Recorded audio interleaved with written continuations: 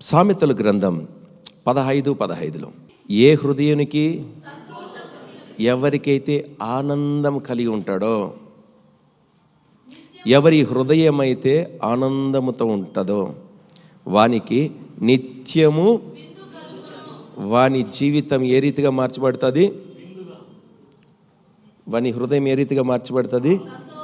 విందు గృహముగా మార్చబడుతుంది. హల్లెలూయా. విందు ఎప్పుడు చేసుకుంటాం? విందు ఎప్పుడు చేసుకుంటాం? సంతోషంగా ఉన్నప్పుడు. సంతోషం ఎప్పుడు కలుగుతుంది? సందర్భం వచ్చినప్పుడు. సంతోషం ఎప్పుడు కలుగుతుంది? సందర్భం వచ్చినప్పుడు. మీకు సంతోషం ఎప్పుడు కలుగుతుంది? విందు ఎప్పుడు చేసుకుంటారు? పండుగలకి, బర్త్డేలకి, మ్యారేజెస్కి, వివాహ దినాలకి, చచ్చిన దినాలకి చేస్తారండి.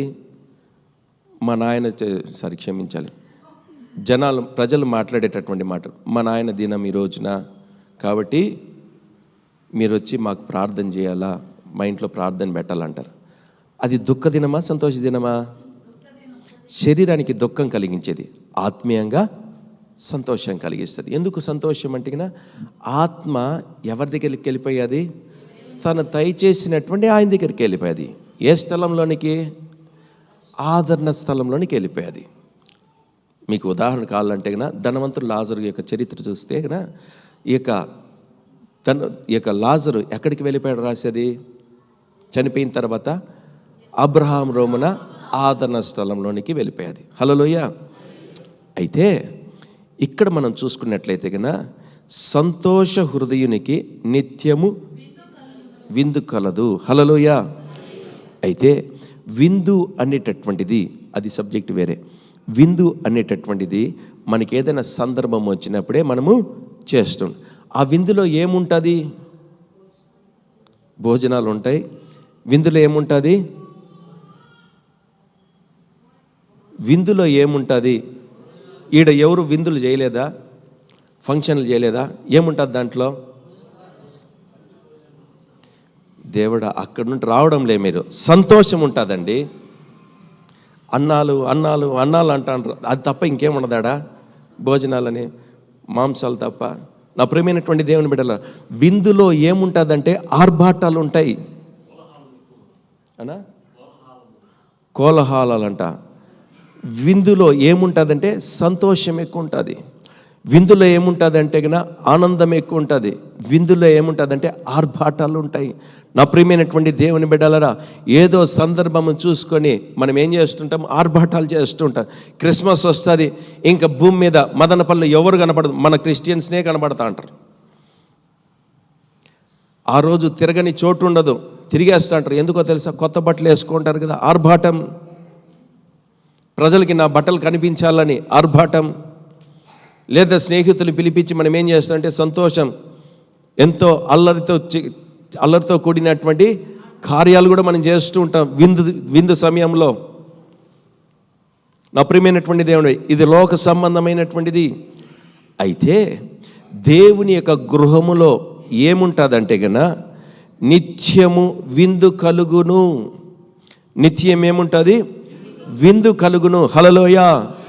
దేవుని గృహములో మనకి ఏమి ఉంటుంది అంటే విందు ఉంటుంది.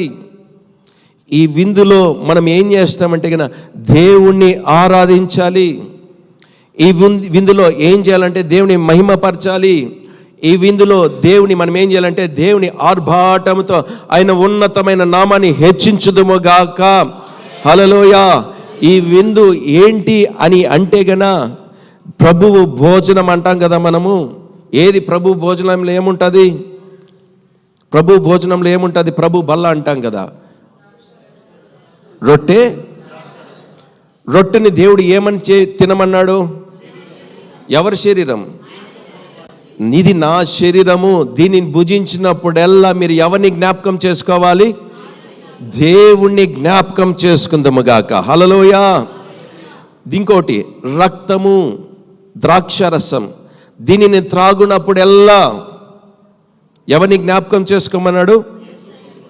ఇది రక్షణ వలనైనటువంటి క్రొత్త నిబంధన అని దేవుని వాక్యం సెలవిస్తుంది. హల్లెలూయా.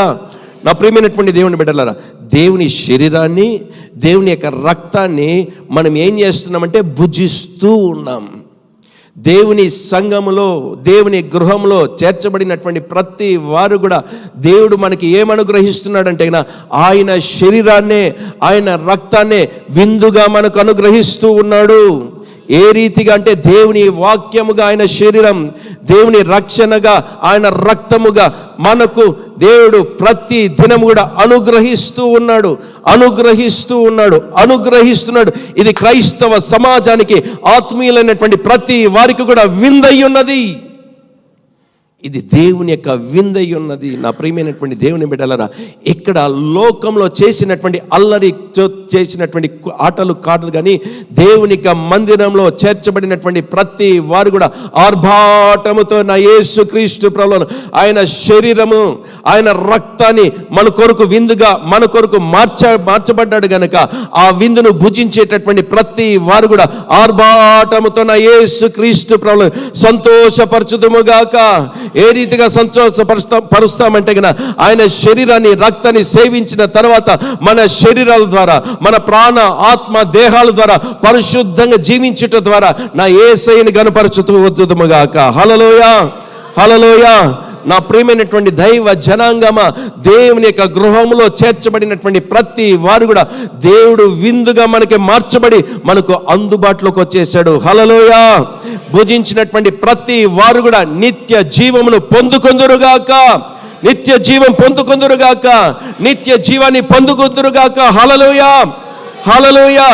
నా ప్రియమైనటువంటి దైవ జనాంగమా, ఈ విందును భుజించేటటువంటి ప్రతి వారు కూడా ఒకనాడు ఇజ్రాయెల్ ప్రజలు అడిగారు. మేము ఒకప్పుడు మా అరణ్య ప్రయాణంలో మేము వెళ్తున్నప్పుడు మా నాయకుడు ఉన్నాడే, ఎవరు నాయకుడు? మోషే మాకేమిచ్చాడో తెలుసా? పరలోకపు మన్నానే ఇచ్చాడు. ఏమిచ్చాడు మాకు ఆహారంగా? ఎవరిచ్చారని చెప్తున్నాడు? ఇజ్రాయెల్ అంటున్నటువంటి మాట ఎవరితో అంటున్నారంటే గన యేసుక్రీస్తు ప్రభువుతోని. అయితే నా దేవాతి దేవుడు ఏమన్నాడో తెలుసా? మన్నాను తిన్నటువంటి వాడు ఏమైపోయాడు? మన్నాను తిన్నటువంటి వాడు ఏమైపోయాడు? మట్టి పాలైపోయాడు. రైమింగ్గా మట్టి పాలైపోయాడు అంటే చనిపోయాడు. నా ప్రియమైనటువంటి దేవుని బిడ్డలారా, భుజించారు. అయితే వారు ఏమైపోయారు? ఆత్మీయంగా మరణించారు. అయితే పరము నుండి దిగి వచ్చినటువంటి జీవాహారాన్ని ఎవరు? నేనే, నా యేసుక్రీస్తు ప్రభువు అంటున్నటువంటి మాట. అయితే ఆనాడు మన్నాను తిన్నటువంటి ప్రతి వారు కూడా మరణించారు, కానీ పరము నుండి దిగి వచ్చినటువంటి జీవాహారం నేనే. నన్ను భుజించినటువంటి ప్రతి వారు కూడా నిత్యము జీవించుదురుగాక, నిత్యము జీవించుదురుగాక, నిత్యము జీవించుదురుగాక. హల్లెలూయా, హల్లెలూయా.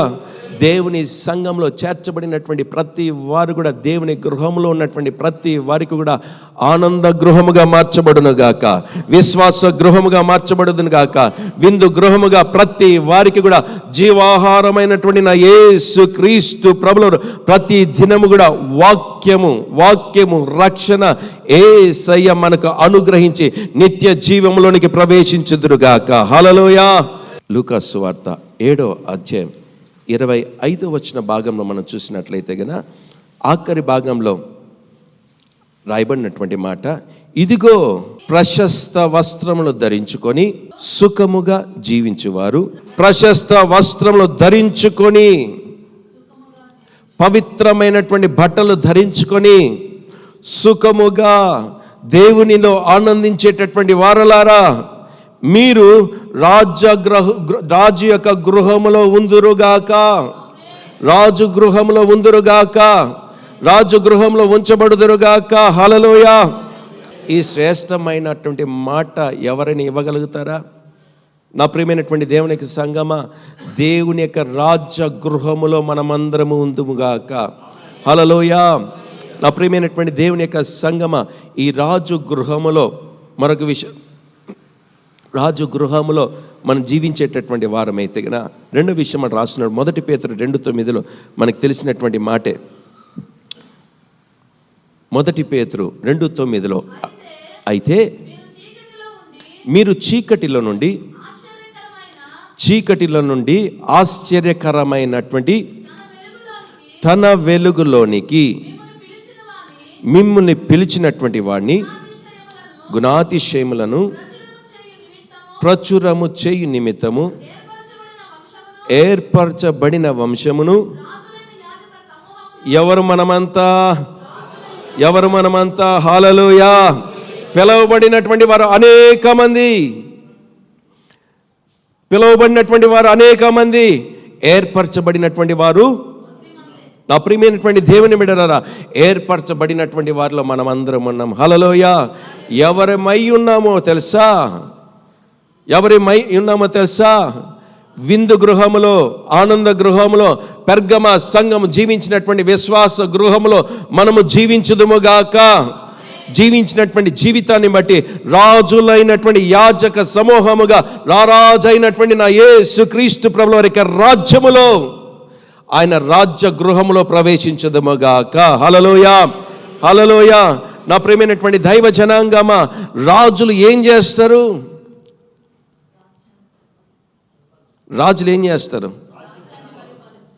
ఆడు కూడా భోజనాలు అనొద్దండి. రాజులు ఏం చేస్తారు? ప్రజల్ని పాలిస్తూ ఉంటారు, ఏలుబడి చేస్తారు.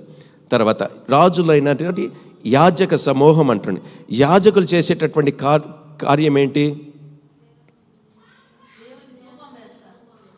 దేవునికి ఏం చేస్తారు? నిత్యము మన భాషలో ఆరాధిస్తూ ఉంటారు. హల్లెలూయా, హల్లెలూయా. మనమందరం ఎవరంటే గన పరిపాలకులము. ఎవరు మనము?